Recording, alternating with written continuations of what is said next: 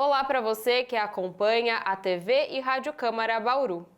Recentemente, você já se deparou com um vídeo curto de algum candidato a prefeito ou vereador? Ou então recebeu aquele santinho virtual pelo WhatsApp? Assim como em diversos aspectos da vida, sim, as redes sociais também estão bastante presentes no processo eleitoral.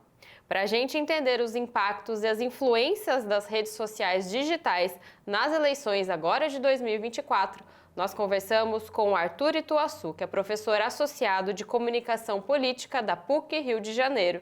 Seja muito bem-vindo, professor. Que agradeço. Então vamos falar um pouquinho desse assunto aqui no nosso espaço aberto. E a gente sempre ouve falar, né, que a gente até sente na pele mesmo o quanto as redes sociais digitais estão mudando a nossa maneira de viver em sociedade, que a dinâmica das redes traz essas transformações. Então, para a gente começar a entender do básico, o que seria exatamente essa dinâmica, essa lógica das redes que é tão falada? Bom, Carolina, o que a gente tem, na verdade, é o que a gente chama de uma mudança no sistema de mídia, né? E que é uma coisa recente, do ponto de vista histórico, é uma coisa bem recente. Pode parecer que a internet já está aí há muito tempo, mas a gente, olhando do ponto de vista histórico, tem muita coisa nova, isso é algo novo que a gente percebe, né? E essa mudança no sistema de mídia, ela tem também isso que você chama de mudança de lógicas, né? A gente tem mudanças de lógicas a partir das mudanças do sistema de mídia. Então, no sistema de mídia anterior, que era muito centrado na televisão, mas também tinha o rádio, o jornal, né? O que a gente tinha, basicamente, era um centro emissor e uma massa de receptores, né? O que a gente chama da comunicação de massa clássica, né? E aí há uma série de lógicas aí. Mas o importante é a gente perceber que era uma mensagem só para todo mundo, é a mesma mensagem para todo mundo, né? Então, a partir daí, você tinha uma lógica que a comunicação política, por exemplo, buscava muito o centro político. Por quê? Porque é onde está a maior parte das pessoas, né? As posições extremadas, normalmente, elas estão em lugares minoritários do espectro político, ou na esquerda, lá na pontinha da esquerda, ou lá na pontinha da direita, né? Então, onde está a maior parte das pessoas? No centro.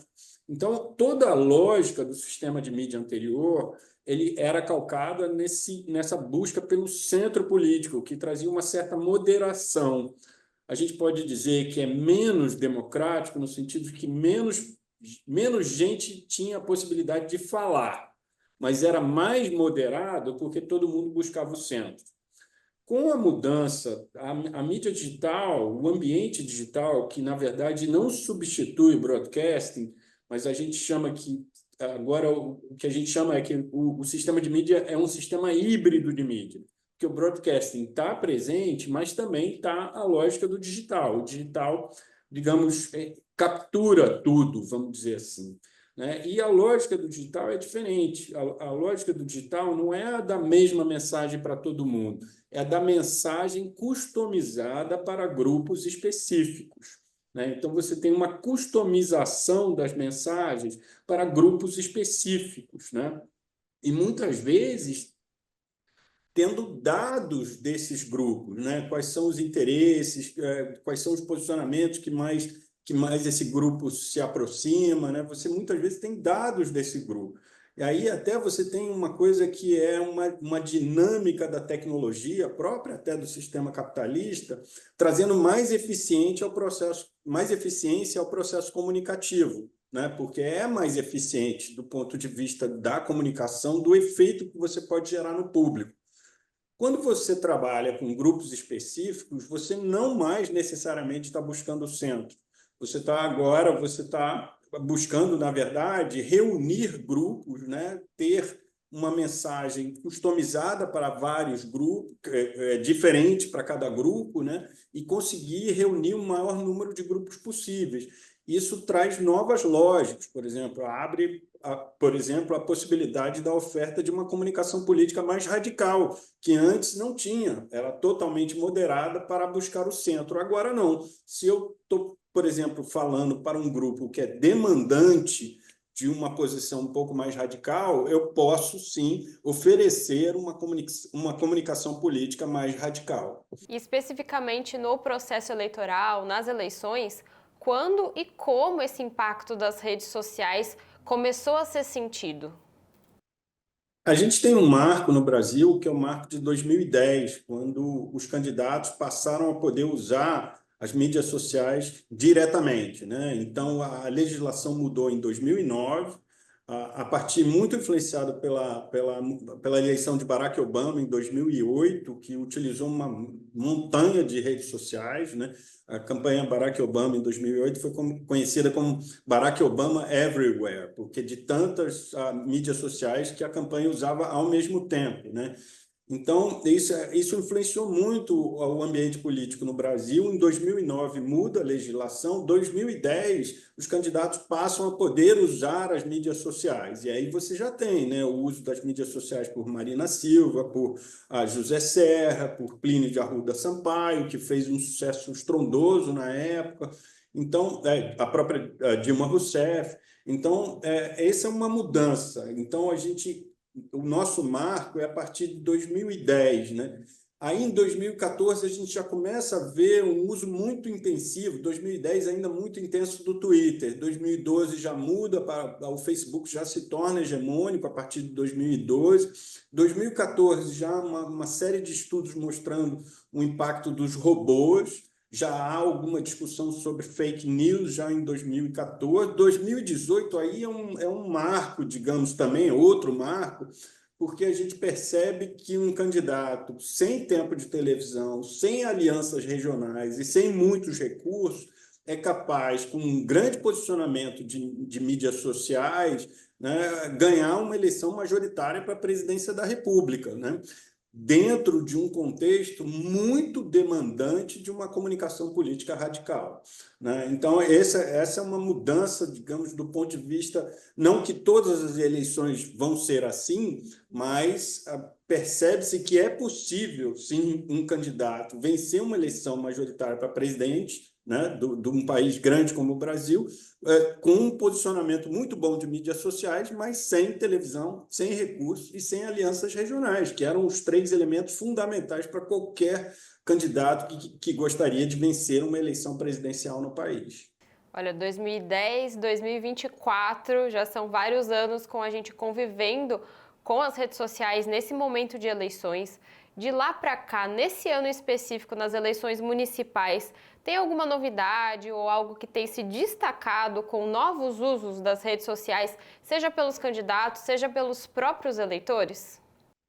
Não há dúvida que a eleição de 2024 é marcada pela presença de Pablo Marçal em São Paulo, né? Que traz, por um lado, há várias coisas que a gente pode pensar a partir de Pablo Marçal. Um é que esse novo ator, que é muito forte no ambiente digital e procura transformar o seu capital social em capital político, né? Se tornar um político, um novo ator político, isso é uma dinâmica que, digamos, não vai cessar, não cessou com Bolsonaro, e a gente vai ver isso acontecendo com outros candidatos aparecendo, novos atores muito fortes em mídias digitais, querendo transformar seu capital social em capital político. Então, a questão de que a mídia digital trouxe Bolsonaro é só a ponta do iceberg, também trouxe Pablo Marçal e vai continuar trazendo candidatos, novos atores políticos desse tipo, né? Bolsonaro não é bem um novo ator político, mas a Pablo Marçal, certamente, né? E aí você tem, por exemplo, Nicolas Ferreira. Então, são atores que têm um posicionamento já consolidado em mídias digitais que aí buscam, né, transformar o seu capital social em capital político, o que não é tanto uma novidade do ponto de vista da comunicação política, né? A gente viu Silvio Santos, Ronald Reagan, Berlusconi, são atores sociais que têm uma posição midiática muito forte e que procuram transformar o seu capital social em capital político. Qual é a novidade do ponto de vista estratégico de mídia digital que Pablo Marçal traz? Pablo Marçal é um especialista nos processos de financiarização, né, e monetização no ambiente digital. né, numa lógica muito piramidal de rede, né? Uma rede muito engajada que trabalha num esquema piramidal. Quanto mais você participa, maior a sua possibilidade de ganhar, né? E essa rede trabalha em favor do candidato. Só que há uma tensão aí com a legislação eleitoral, porque essa rede ela pode fazer, digamos, organicamente, né? Como se fosse voluntariamente, ela pode fazer, mas ela não pode fazer dentro de um esquema de monetização e financiarização. Aí não pode, a legislação não permite, né? E toda a estrutura de rede de Pablo Marçal ela foi montada a partir de um princípio de financiarização, né? Competições em que as pessoas ganhavam prêmios, né? Para determinados cortes que eram feitos, e quanto mais o corte é eficiente na mídia digital, maior o prêmio.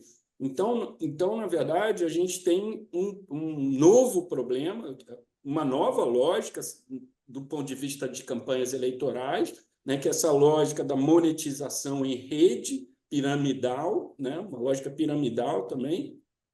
E essa estratégia ela esbarra, ela tensiona a legislação eleitoral brasileira. Então, é uma questão, é um problema novo, digamos assim, do ponto de vista das campanhas no Brasil. Falando um pouquinho em problema, né? Os impactos das redes digitais são tão grandes que mesmo que a pessoa não esteja especificamente em uma ou outra rede, isso acaba se espalhando e ela é atingida de qualquer forma com o que está acontecendo nessas redes digitais.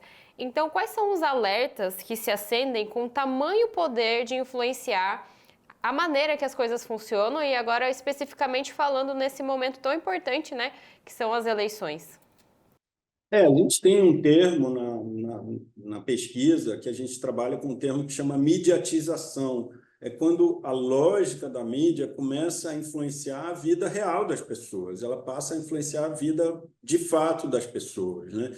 Então, por exemplo, quando a gente percebe que os discursos no Congresso Nacional se radicalizaram, a gente está, de uma certa forma, apontando para um fenômeno da mediatização, ou seja, o discurso está assumindo uma lógica das mídias digitais.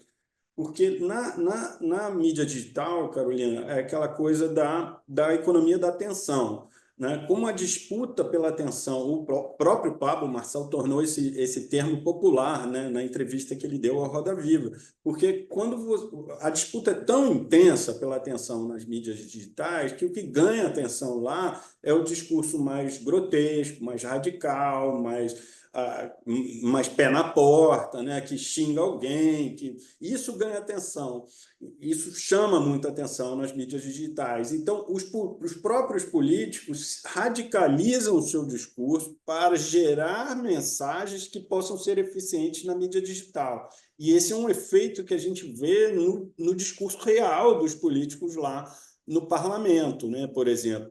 Então, preocupa muito, né, que é o que a gente percebe, junto com o desenvolvimento tecnológico da mídia digital no Brasil, é a radicalização da política. Ela é simultânea, né? Se a gente pega a partir de 2010, as manifestações de 2013, as eleições, o impeachment de 2016, você pode concordar ou não com o impeachment, independente, o impeachment é um momento de radicalização, porque quebra um mandato no meio, né? Então é um momento grande, intenso, né? A eleição de Jair Bolsonaro, quer você goste ou não de Jair Bolsonaro, é um candidato de extrema-direita. Um candidato de extrema-direita vencer uma eleição majoritária para presidente no Brasil é um fato que a gente não pode relevar. Então, o que a gente percebe é que esse processo de radicalização anda em paralelo, né, com o desenvolvimento das mídias digitais nos ambientes eleitorais brasileiros, né? Então, daí uma grande preocupação e a necessidade que a gente sempre insiste da gente discutir seriamente um processo de regulação das mídias digitais no país. Falando nessa regulação, há medidas sendo tomadas, ou até que são tomadas pontualmente, devido ao mau uso de uma rede social, por exemplo, para proteger o eleitor de uma influência negativa ou indevida. Aí a gente pode falar de discursos intolerantes, de discursos não constitucionais ou até de desinformação. Então, tem medidas nesse sentido? E se não tem ou se não são suficientes, o que precisaria ser feito para melhorar esse cenário? Aí a gente tem, digamos, dois polos muito fortes em debate, né? Um polo que diz a legislação eleitoral é suficiente para lidar com os problemas, basta a gente, digamos, colocar em prática a legislação, de fato, a legislação eleitoral que temos. E um outro polo que diz, não, precisamos modificar a legislação eleitoral, né? Eu acho, o meu posicionamento, e o posicionamento aqui do nosso grupo de pesquisa é que é preciso responsabilizar as plataformas. Não há outro caminho. O único caminho possível hoje que a gente vislumbra pesquisando essa área é preciso responsabilizar as plataformas pelo conteúdo que é disseminado nessas plataformas. Porque o Marco Civil da Internet, por exemplo, lá atrás, né, que foi um ganho muito grande que o Brasil fez, o Brasil foi uma vanguarda nesse processo. O Marco Civil da Internet ele foi construído numa época em que havia um consenso de que não devíamos responsabilizar as plataformas, porque isso ia gerar um problema para a comunicação, entraves para a comunicação, entraves para a liberdade de expressão. Hoje esse consenso mudou, porque, na verdade, os efeitos negativos estão tão grandes que é melhor a gente lidar com o problema da comunicação e da liberdade de expressão posteriormente, após a responsabilização das plataformas, do que evitar a responsabilização das plataformas. Então, esse tem sido um caminho, mas esse é um caminho que enfrenta um lobby muito grande das próprias plataformas e de políticos que se beneficiam todo esse processo, né, de radicalização, de disseminação da desinformação, de discursos de ódio, de discursos antidemocráticos. Então, é um desafio muito grande político que o país tem pela frente. O país e o mundo, né? E para a gente finalizar... Sim. E para a gente finalizar a nossa conversa, falamos um pouquinho do que foi, do que está acontecendo, e agora falar um pouquinho do futuro também. Quais as tendências que o senhor enxerga para o uso das redes sociais na comunicação política e, portanto, nesse contato dos eleitores, primeiro com os candidatos e depois com políticos eleitos? Na verdade, o que a gente percebe já começando de forma muito intensa é o uso da inteligência artificial, que vai mudar tudo nesse campo de comunicação política. De novo, o impacto vai ser muito grande, né? Tanto um impacto positivo, no sentido de você utilizar a inteligência artificial para ter mais eficiência na comunicação, isso é possível, já está sendo feito, né? Mas também um impacto muito negativo, que é utilizar a inteligência artificial para desinformação, né, para ter uma maior disseminação de discursos de ódio, antidemocráticos, radicais, etc. e tal. Então, essa é a nova fronteira, digamos assim, da comunicação política hoje, a inteligência artificial, e gera também novos desafios para a regulação, né? Porque você pode, por exemplo, falsear um áudio, falsear um vídeo, e coisas, por exemplo, a gente tem entrevistado muito operadores de campanha digital, e o maior medo hoje de um operador, de um estrategista de campanha digital, é quando você tem uma desinformação muito bem feita nas vésperas da eleição, em que você não tem tempo de responder, você não consegue, não dá tempo de evitar o impacto, o efeito daquela desinformação, né? Então, isso tudo gera, digamos assim, desnivelamentos, né? Desnivelamentos do processo eleitoral, desigualdades do processo eleitoral, e aí eu acho que voltamos àquela conversa sobre os desafios que o país e o mundo têm pela frente no que diz respeito à regulação do uso dessas tecnologias em campanhas eleitorais. Tá certo. Muito obrigada ajudando a gente a esclarecer e entender como as coisas funcionam, principalmente nesse momento tão importante. Você ouviu então o professor da PUC Rio de Janeiro, Arthur Ituaçu, falando desse impacto e da influência das redes digitais nas eleições, mas também na nossa vida aqui em sociedade. Muito obrigada, professor, e obrigada a você também que acompanhou esse conteúdo da TV e Rádio Câmara Bauru.